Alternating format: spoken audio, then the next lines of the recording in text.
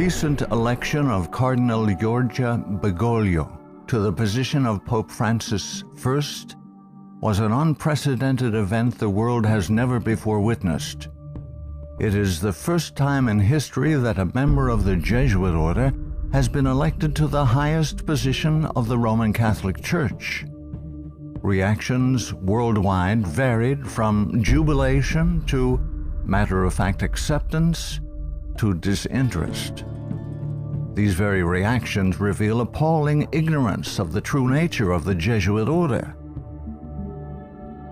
Widely regarded as a benevolent missionary order, known for its educational institutions, the Jesuit order, as the Society of Jesus is commonly known, has long played an incredibly influential, albeit secretive, role in the destinies of nations, organizations, and individuals.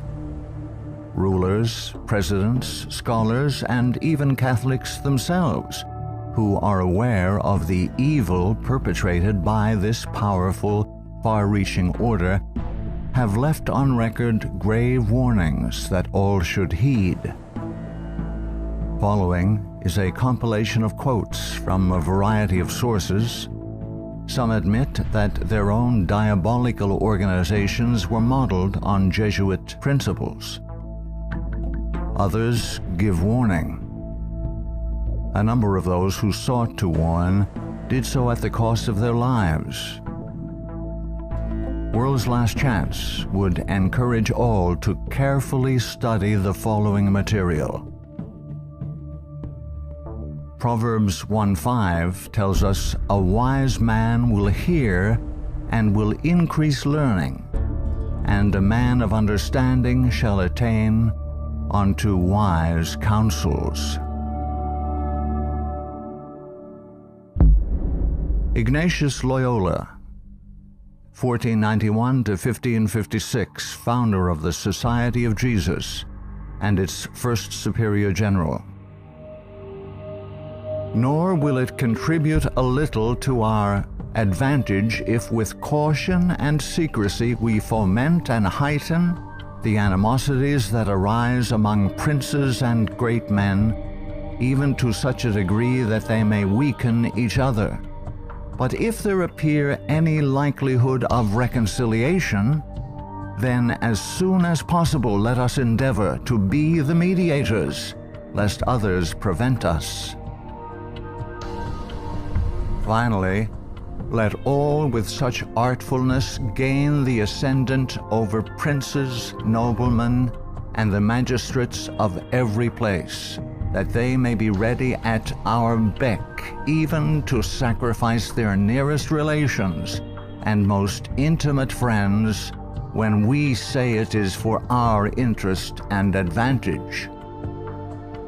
Let proper methods be used to get knowledge of the animosities that arise among great men, that we may have a finger in reconciling their differences. For by this means we shall gradually become acquainted with their friends and secret affairs, and of necessity engage one of the parties in our interests. Immediately upon the death of any person of post, let them take timely care to get some friend of our society preferred in his room. But this must be cloaked with such cunning and management as to avoid giving the least suspicion of our intending to usurp the prince's authority. Putting aside all private judgment, we should always be ready to accept this principle: I will believe that the white I see is black, if the hierarchical church so defines it. Princes and persons of distinction everywhere must, by all means, be so managed that we may have their ear, and that will easily secure their hearts, by which way of proceeding all persons will become our creatures, and no one will dare to give the society the least disquiet or opposition. Finally, the society must endeavor to effect this at least, that having gotten the favor and authority of princes, those who do not love them at least fear them. Paolo Sarpi, 1552 to 1623, a Venetian patriot, scholar, scientist, and church reformer. They are a public plague and the plague of the world. From the Jesuit colleges there never is sent a pupil obedient to his father, devoted to his country, loyal to his prince. Every species of vice finds its patronage in them. There is no perjury, nor sacrilege, nor parricide, nor incest, nor rapine, nor fraud, nor treason, which cannot be masked as meritorious beneath the mantle of their dispensation. Muccio Vitelleschi, 1562 to 1645, 6th Superior General of the Society of Jesus. When sovereigns require a Jesuit's opinion on any subject, the Jesuit in question is to report the matter to his superior, who is to lay it before several Jesuits for discussion. The resolution formed after this consultation is supplied to the Jesuit, who has been consulted by the sovereign. Priest Antoine Arnaud, 1612 to 1694. Do you wish to excite troubles, to provoke revolution, to produce the total ruin of your country? Call in the Jesuits and build magnificent colleges for these hot-headed religionists. Suffer those audacious priests in their dictatorial and dogmatic tone to decide on affairs of state. Michelangelo Tamburini, 1648 to 1730, 14th Superior General of the Society of Jesus. See, sir, from this chamber I govern not only to Paris, but to China, not only to China, but to all the world, without anyone to know how I do it. Pope Clement XIV, 1705 to 1774. Following are Pope Clement XIV's words upon signing the bull of suppression and extinction of the Jesuits. A bull is the strongest legal document a pope can issue.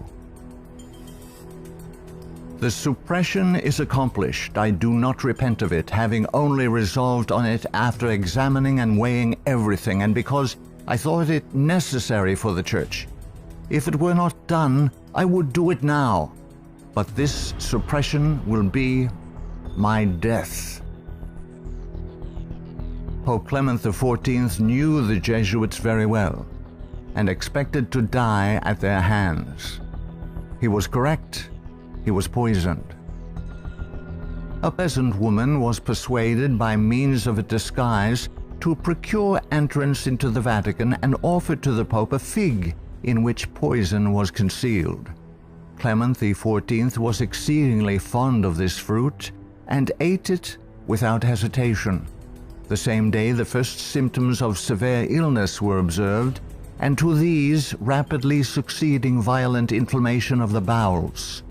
He soon became convinced that he was poisoned and remarked, "Alas, I knew they would poison me, but I did not expect to die in so slow and cruel a manner." His terrible sufferings continued for several months.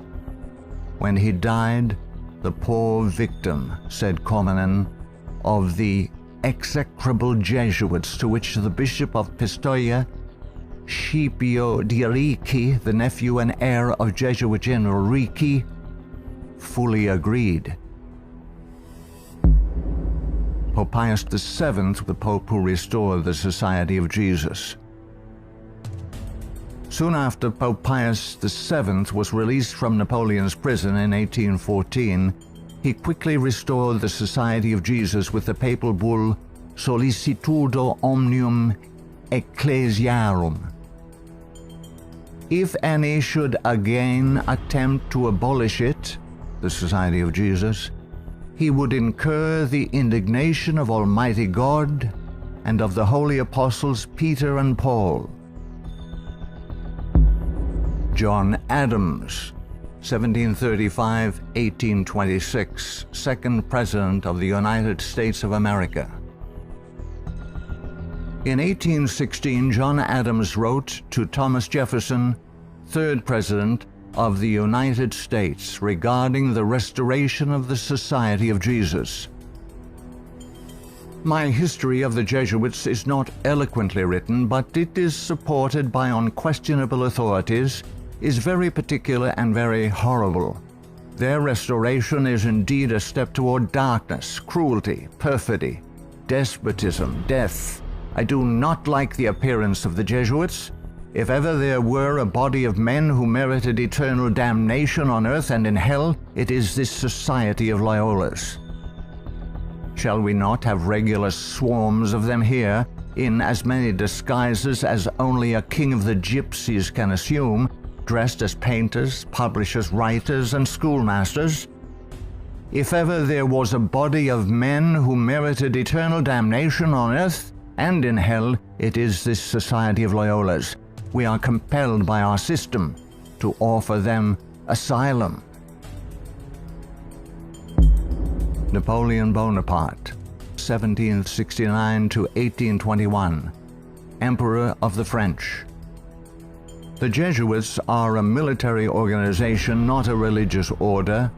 Their chief is a general of an army, not the mere father abbot of a monastery. And the aim of this organization is power. Power in its most despotic exercise. Absolute power, universal power, power to control the world by the volition of a single man. Jesuitism is the most absolute of despotisms, and at the same time the greatest and most enormous of abuses. The general of the Jesuits insists on being master sovereign over the sovereign.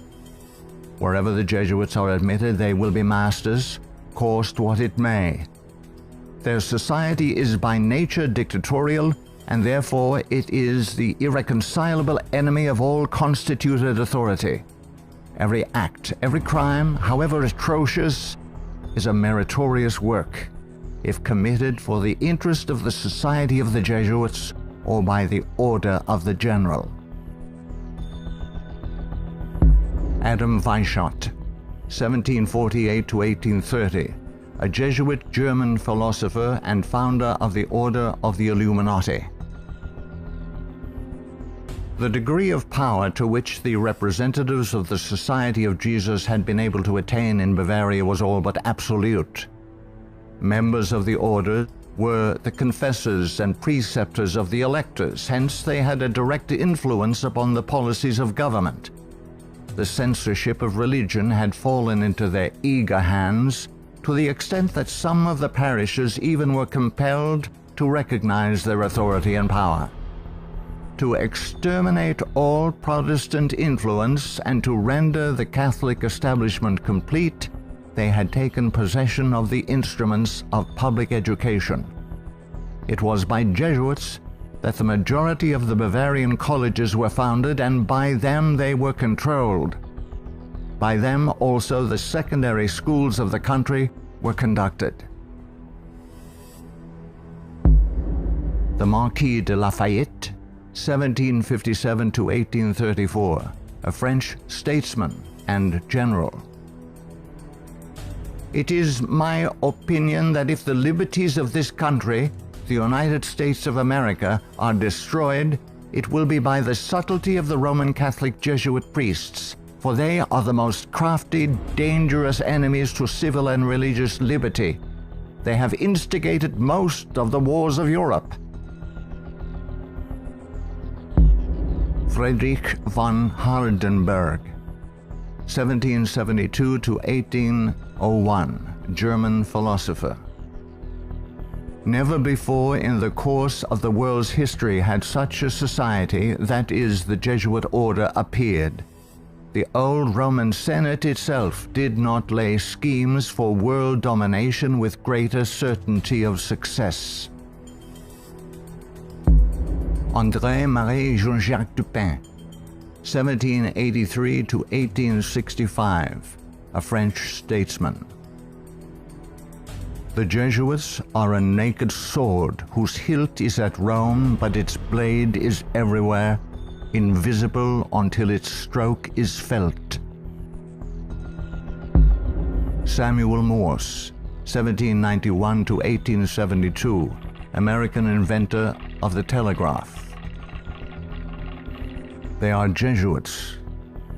This society of men, after exerting their tyranny for upwards of 200 years, at length became so formidable to the world, threatening the entire subversion of all social order, that even the Pope, whose devoted subjects they are and must be by the vow of their society, was compelled to dissolve them. They had not been suppressed, however, for 50 years before the waning influence of popery and despotism required their useful labors to resist the light of democratic liberty, and the Pope, Pius VII, simultaneously with the formation of the Holy Alliance, revived the order of the Jesuits in all their houri. From their vow of unqualified submission to the sovereign pontiff, they have been appropriately called the Pope's bodyguard. And do Americans need to be told what Jesuits are? They are a secret society, a sort of Masonic order, with super-added features of revolting odiousness, and 1,000 times more dangerous. They are not merely priests or of one religious creed. They are merchants and lawyers and editors and men of any profession having no outward badge in this country by which to be recognized.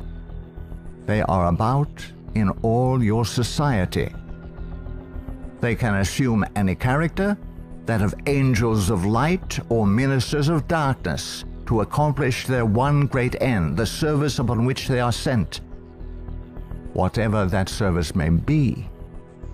They are all educated men, prepared and sworn to start at any moment and in any direction, and for any service, commanded by the general of their order, bound to no family, community, or country by the ordinary ties which bind men, and sold for life to the cause of the Roman pontiff. And who are these agents? They are for the most part Jesuits, an ecclesiastical order proverbial through the world for cunning, duplicity, and total want of moral principle, an order so skilled in all the arts of deception that even in Catholic countries, in Italy itself, it became intolerable and the people required its suppression. Orestes Augustus Brownson, 1803 to 1876, New England intellectual and activist, preacher, labor organizer, and noted Catholic convert and writer. Undoubtedly, it is the intention of the Pope to possess this country, America. In this intention, he is aided by the Jesuits and all the Catholic prelates and priests. If the Catholic Church becomes predominant here, Protestants will all be exterminated. Abraham Lincoln, 1809 to 1865, 16th President of the United States of America. This war, the American Civil War, 1860 to 1865, would never have been possible without the sinister influence of the Jesuits. We owe it to popery that we now see our land reddened with the blood of her noblest sons. Though there were great differences of opinion between the South and North on the question of slavery, neither Jeff Davis nor any one of the leading men of the Confederacy would have dared to attack the North had they not relied on the promise of the Jesuits that under the mask of democracy, the money, and the arms of the Roman Catholics, even the arms of France, were at their disposal if they would attack us. The Protestants of both the North and South would surely unite to exterminate the priests and the Jesuits if they could learn how the priests and nuns and the monks which daily land on our shores under the pretext of preaching their religion are nothing else but the emissaries of the Pope, of Napoleon III, and the other despots of Europe to undermine our institutions, alienate the hearts of our people from our Constitution and our laws, destroy our schools, and prepare a reign of anarchy here as they have done in Ireland, in Mexico, in Spain, and wherever there are any people who want to be free. I am so glad to meet you again, he said. You'll see that your friends the Jesuits have not yet killed me, but they would have surely done it when I passed through the most devoted city, Baltimore, had I not defeated their plans by passing incognito a few hours before they expected me. New projects of assassination are detected almost every day, accompanied with such savage circumstances that they bring to my memory the massacre of St. Bartholomew and the gunpowder plot. We feel, at their investigation, that they come from the same masters in the art of murder, the Jesuits. So many plots have already been made against my life that it is a real miracle that they have all failed when we consider that the great majority of them were in the hands of skillful Roman Catholic murderers evidently trained by the Jesuits. I know that Jesuits never forget nor forsake, but man must not care how and where he dies, provided he dies at the post of honor and duty. Charles Chineke, 1809 to 1899, Canadian ex-Catholic priest.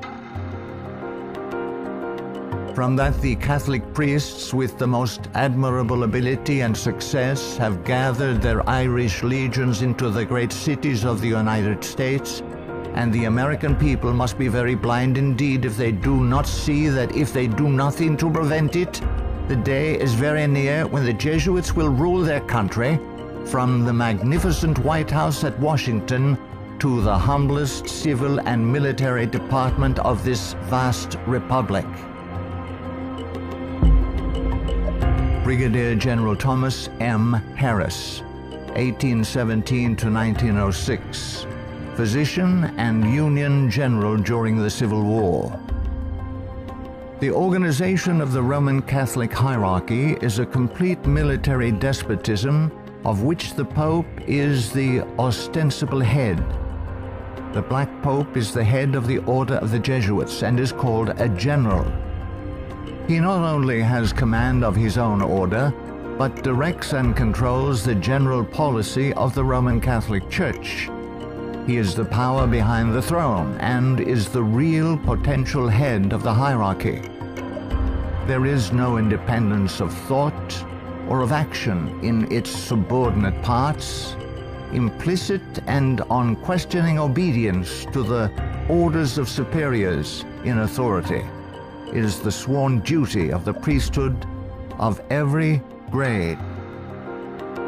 It would seem that the Jesuits had had it in mind from the beginning of the war, the American Civil War of 1861 to 1865, to find an occasion for the taking off, that is the assassination, of Mr. Abraham Lincoln. The favorite policy of the Jesuits is that of assassination. Fyodor Dostoevsky, 1821 to 1881, famous Russian novelist. The Jesuits are simply the Roman army for the earthly sovereignty of the world in the future, with the Pontiff of Rome for emperor. That's their ideal. It's simple lust of power, a filthy earthly gain of domination, something like a universal serfdom with them as masters. That's all they stand for. They don't even believe in God, perhaps. Margaret F. Cusick, 1829 to 1899, converted nun of Kenmare. The great idea of the Jesuit has always been a universal spiritual and temporal monarchy in which the Jesuit should reign supreme. England has always been the place desired for the base of operations necessary for this end. Hence the blood, the tears shed, and the schemes undertaken in this country by the Jesuit. He has by no means ended his efforts for the subjugation of the world to Rome through England. When the Jesuit is expelled from one place, he is not slow to find another. France may reject him, not without cause, but England opens her arms to him. Catholic Italy may deprive him of the glories of his once famous home in the Jesuit, but America opens her doors to him. He is the wandering Jew of the Romish Church. He is followed by the execrations of those by whom he was once beloved until they discovered his iniquities. Charles Haddon Spurgeon, 1834 to 1892, British, particular Baptist preacher known as the Prince of Preachers.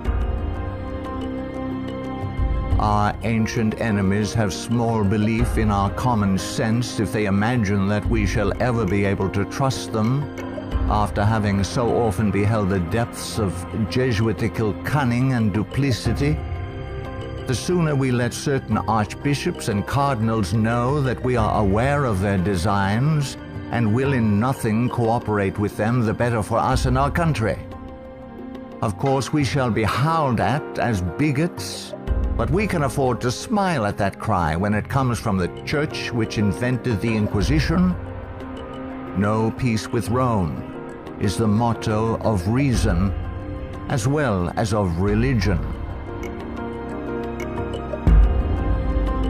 Richard W. Thompson, 1809 to 1900, Secretary of the Navy, United States of America. The Jesuits are the deadly enemies of civil and religious liberty. The Jesuit general occupies the place of God and must be obeyed, howsoever the peace and welfare of the multitude may be imperiled or the nations be convulsed from center to circumference. The Society of Jesuits must obtain the mastery, even if general anarchy shall prevail, or all the world besides be covered with the fragments of a universal wreck. The sovereigns of the Holy Alliance had massed large armies and soon entered into a pledge to devote them to the suppression of all uprisings of the people in favor of free government. And he, Pius VII, desired to devote the Jesuits, supported by his pontifical power, to the accomplishment of that end. He knew how faithfully they would apply themselves to that work, and hence he counseled them in his decree of restoration to strictly observe the useful advices and salutary counsels whereby Loyola had made absolution the cornerstone of the society. Luigi de Sanctis, 19th century ex-official censor of the Inquisition. All these things caused the Father General of the Jesuits to be feared by the Pope and sovereigns. A sovereign who is not there, the Jesuits' friend, will sooner or later experience their vengeance. At what then do the Jesuits aim? According to them, they only seek the greater glory of God. But if you examine the facts, you will find that they aim at universal dominion alone. They have rendered themselves indispensable to the Pope, who without them could not exist, because Catholicism is identified with them. They have rendered themselves indispensable to governors and hold revolutions in their hands. And in this way, Either under one name or another, it is they who rule the world. He who thinks he knows the Jesuits by having read all the books that were written in the past century, the 18th century, to unmask them would be grossly deceived. The Jesuitism of that day was an open war against the gospel and society. The Jesuitism of the present is a slow but contagious and deadly disease which secretly insinuates itself. It is a poison taken under the name of medicine. G. B. Nicolini, Italian ex-Catholic, in 1854 published the finest Italian history of the Jesuits in existence. Take the Jesuit for what he ought or appears to be, and you commit the greatest of blunders. Draw the character after what the Jesuit seems to be in London, you will not recognize your portrait in the Jesuit of Rome. The Jesuit is the man of circumstances. Despotic in Spain, constitutional in England, republican in Paraguay, bigot in Rome, idolater in India. He shall assume and act out in his own person, with admirable flexibility, all those different features by which men are usually to be distinguished from each other.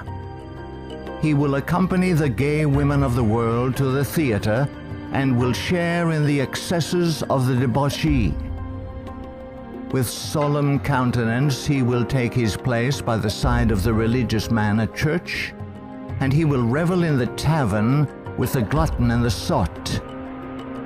He dresses in all garbs, speaks all languages, knows all customs, is present everywhere, though nowhere recognized, and all this, it should seem, O monstrous blasphemy, for the greater glory of God, ad majorem Dei gloriam. The members of the society are divided into 4 classes: the professed, coadjutors, scholars, and novices. There is also a secret 5th class, known only to the general and a few faithful Jesuits, which perhaps more than any other contributes to the dreaded and mysterious power of the order. It is composed of laymen of all ranks, from the minister to the humble shoeboy. These are affiliated to the society, but not bound by any vows. They are persons who will make themselves useful. They act as the spies of the order, and serve, often unwittingly, as the tools and accomplices in dark and mysterious crimes. The Jesuit Father Francis Pellico candidly confesses that the many and illustrious friends of the society remain occult and obliged to be silent. There is no record in history of an association whose organization has stood for 300 years unchanged and unaltered by all the assaults of men and time, and which has exercised such an immense influence over the destinies of mankind. The ends justify the means is his favorite maxim, and as his only end, as we have shown, is the order at its bidding, the Jesuit is ready to commit any crime whatsoever. The immense wealth of the Jesuits has been bequeathed to them by wills made at the last hour. Francis Parkman, 1823 to 1893, American historian. The Jesuits, then as now, were the most forcible exponents of ultramontane principles. The Church to rule the world, the Pope to rule the Church, the Jesuits to rule the Pope. Such was and is the simple program of the Order of Jesus, and to it they have held fast except on a few rare occasions of misunderstanding with the Vice-Regent of Christ. Hector Macpherson, 1851 to 1924, prolific Scottish writer and journalist. So hurtful was the Jesuit order found to be that up to 1860 it was expelled no fewer than 70 times from countries which had suffered from its machinations. In spite of continental warnings, England under Queen Victoria 1837 to 1901, who opened up communication with the Vatican in 1877 and enabled the order to carry out its Second Irish Massacre 1845 to 1850, has become a Jesuit dumping ground. Those whom other countries have found from sad experience to be enemies, Britain allows to land on her shores and to carry on, unmolested, their work of iniquity. We are carrying toleration to excess, and unless there is a change of policy, this nation will one day pay a heavy penalty. For the Jeremy J. Crowley, 1861 to 1927, American ex-Catholic priest. All through the Middle Ages and the Renaissance period, the popes kept Italy in turmoil and bloodshed for their own family and territorial advantages, and they kept all Europe in turmoil for 2 centuries after the Reformation, in fact, just as long as they could in the wars of religion. Their whole policy is based on stirring up hatred and promoting conflicts from which they hope to draw worldly advantage. Popes and their Jesuitical agents have been and are the instigators of wars, and while the world is having real pain, Rome is having champagne. The Jesuit Superior General is at the head of this black and mute militia which thinks, wills, acts, obeys as the passive instrument of his designs. Their whole life must have but one aim, the advancement of the Jesuit order to which they are attached. How long shall the Roman Catholic hierarchy play the people for fools? Shall the government be of the people, for the people, and by the people, or by the Pope? Let's not let the Pope of Rome name our president for us. Lovers of your country, beware of Jesuitical intrigues, the political power of Romanism, and the honeyed words of politicians reaching after the presidency. Ellen G. White, 1827 to 1915, prolific author and American Christian pioneer. Jesuitism inspired its followers with fanaticism. There was no crime too great for them to commit, no deception too base for them to practice, no disguise too difficult for them to assume. It was a fundamental principle of the order that the end justifies the means. By this code, lying, theft, perjury, assassination were not only pardonable but commendable when they served the interests of the Church.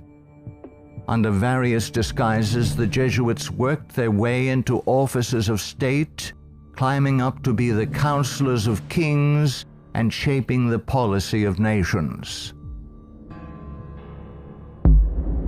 Edmund Ronan, 1832 to 1911, former Freemason who served as both secretary and master of Keystone Lodge. The religion of Masonry is a system of absolute despotism, and like that of Rome, demands a blind, unquestioning obedience to all its laws, rules, and edicts, whether right or wrong. What a singular commentary on the indifference, the subserviency, or the cowardice of society, that an institution professedly organized by such cunning knaves, the Jesuits, and for such base purposes, and which has been sustained by fraud, falsehood and deception from the commencement of its career to the present time should be permitted today to dictate to, if not virtually to rule the nation, and to create such a dread in communities that even some of the ministers of Christian denominations who detest its vile philosophy and who would like to see it swept from the face of the earth are absolutely afraid to mention its name, either in the pulpit, the prayer meeting, or the Sabbath school, lest its secret vendetta vengeance might, in some concealed manner, be wreaked upon them. Adolf Hitler, 1889 to 1945, Austrian-born German politician and the leader of the Nazi Party.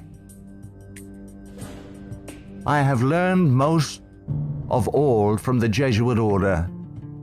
So far, there has been nothing more imposing on earth than the hierarchical organization of the Catholic Church. A good part of that organization I have transported direct to my own party. The Catholic Church must be held up as an example. I will tell you a secret. I am founding an order. In Himmler, I see our Ignatius de Loyola. Walter Friedrich Schellenberg, 1910 to 1952, German SS Brigadier Führer, who rose through the ranks of the SS to become the head of foreign intelligence. The SS had been organized by Himmler according to the principles of the Jesuit order. The rules of service and spiritual exercises prescribed by Ignatius de Loyola constituted a model which Himmler strove carefully to copy. Absolute obedience was the supreme rule. Every order had to be executed without comment. Avro Manhattan, 1914 to 1990, a writer and philosopher. The Jesuits are one of the largest stockholders in the American Steel Company, Republic, and National. They are also among the most important owners of the four greatest aircraft manufacturing companies in the U.S., Boeing, Lockheed, Douglas, and Curtiss-Wright. No political event or circumstance can be evaluated without the knowledge of the Vatican's part in it, and no significant world situation exists in which the Vatican does not play an important explicit or implicit role. Alberto Rivera, 1935 to 1997, ex-Jesuit. The higher I went in the Jesuit order, the more corruption I saw within the institution. I was invited to attend a secret black mass by high-ranking Jesuits, including Superior General Pedro Arupe, in a monastery in the northern part of Spain.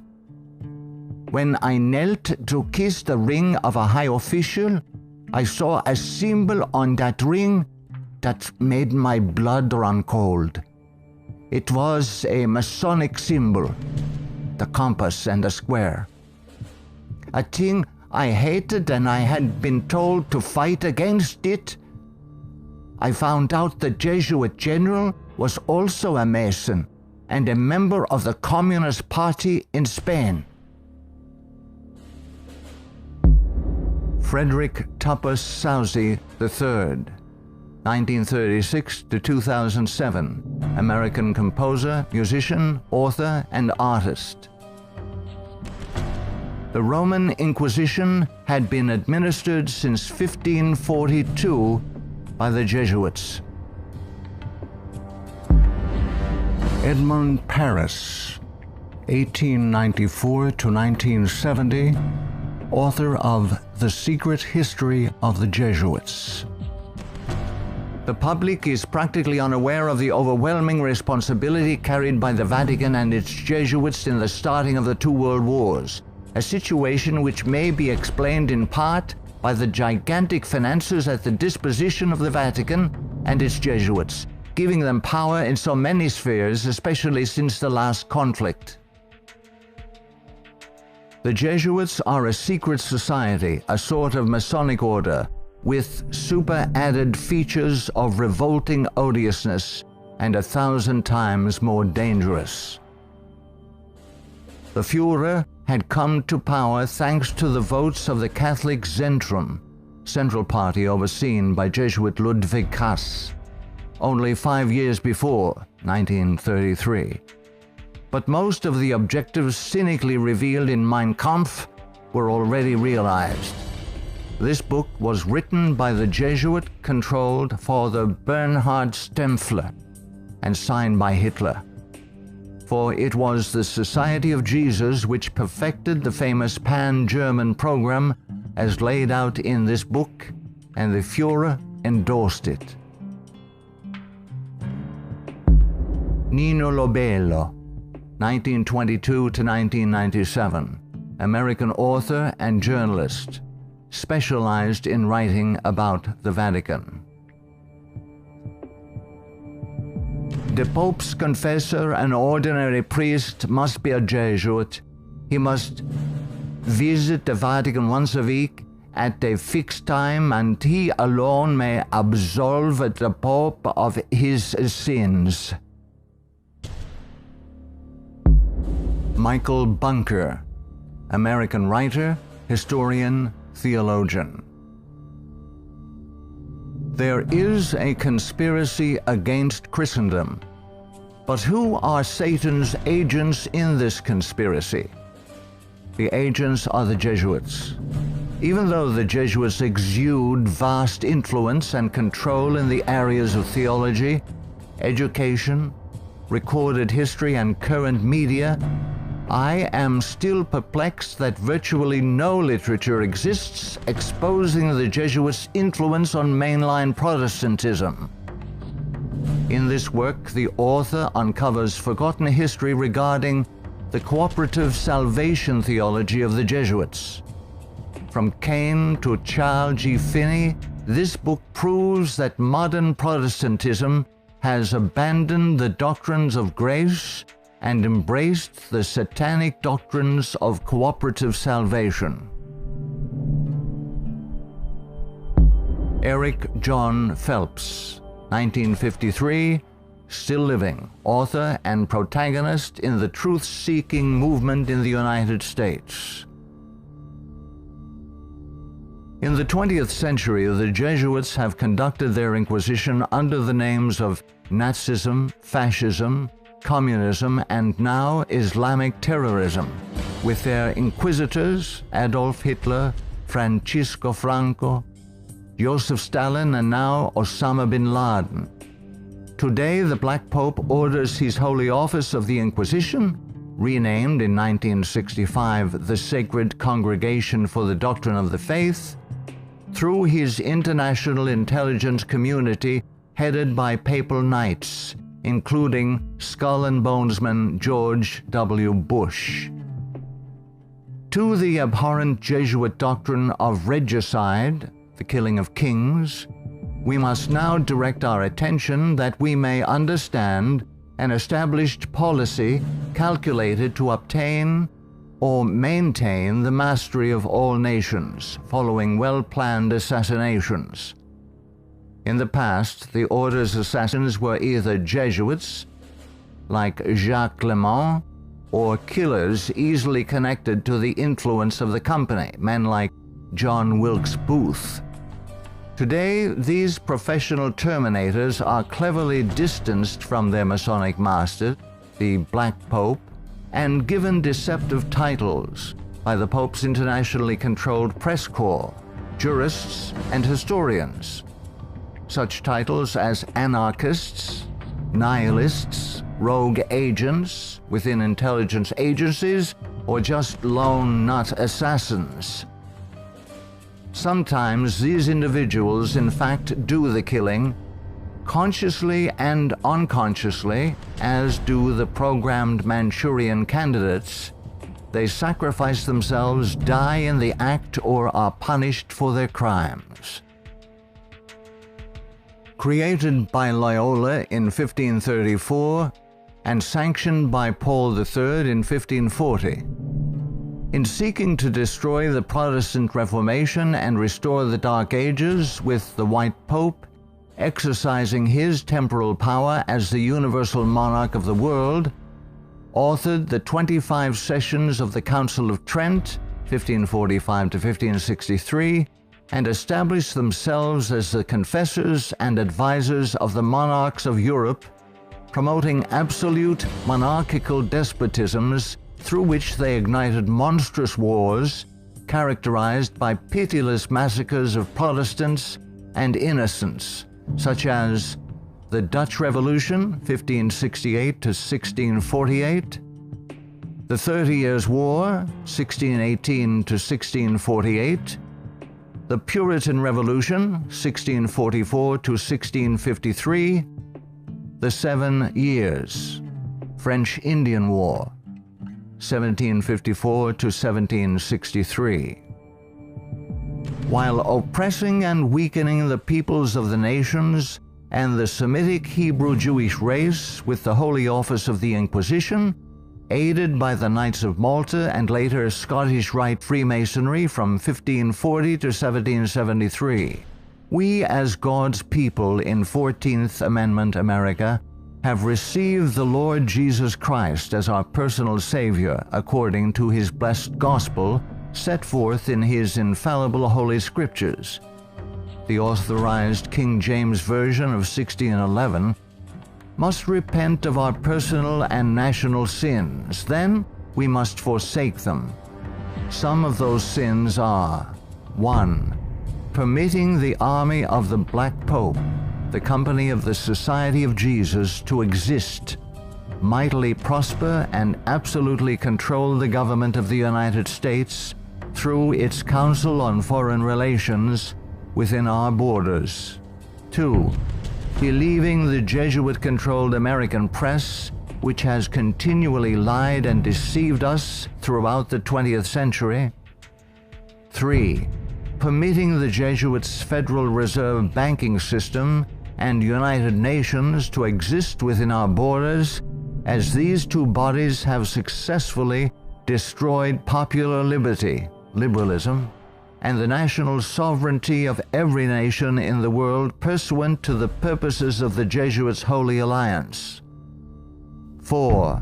Waiving our Fourth and Fifth Amendment rights secured by the declaratory and restrictive clauses of the Bill of Rights at the insistence of the Baptists of Virginia, and so dearly paid for with torrents of blood by our Protestant forefathers, through filing our confessions every April 15th, paying the heavy and progressive communist income tax, thereby financing a multitude of sins.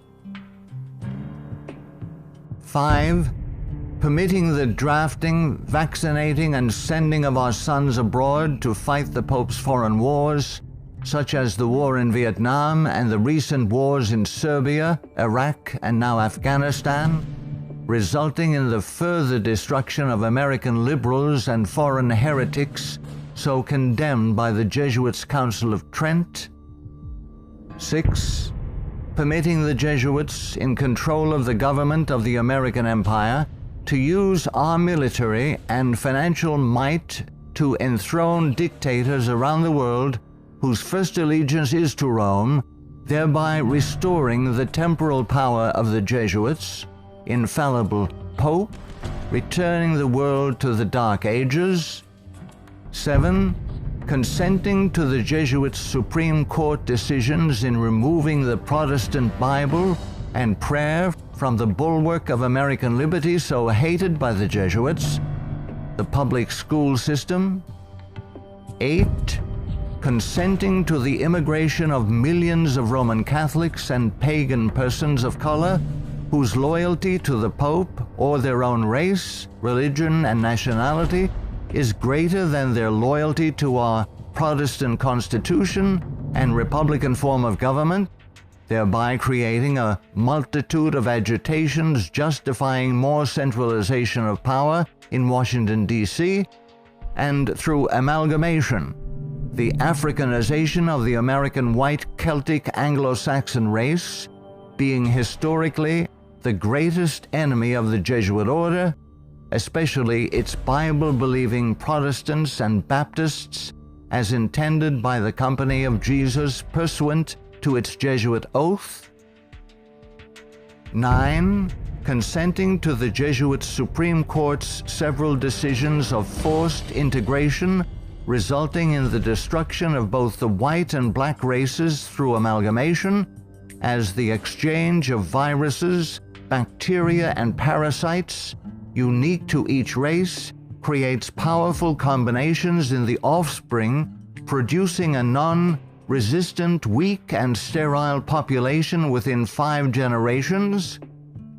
10. Consenting to the Jesuit Supreme Court's decision of legalized abortion, resulting in the mass murder of unborn babies, polluting the land with innocent blood, ultimately collapsing the Ponzi scheme called the Social Security system, justifying mass murder of the elderly by the coming fascist dictator, provoking the Lord against us to consume us, until there be no remnant nor escaping in the land, by means of a massive military invasion composed of a coalition of nations, cleansing the land with the blood of unrepentant and unforgiven American murderers. 11. Succumbing to race hatred as a result of Jesuit-controlled Masonic agitators such as the White Knights of the Ku Klux Klan and the Black Nation of Islam, justifying the imposition of martial law when the inner-city race wars begin. 12. Sheepishly giving up our real wealth, gold and silver coins in exchange for indulgences, the Jesuits' worthless paper money called Federal Reserve notes, and thereby becoming a nation of overworked, unprincipled, money-hungry thieves. 13.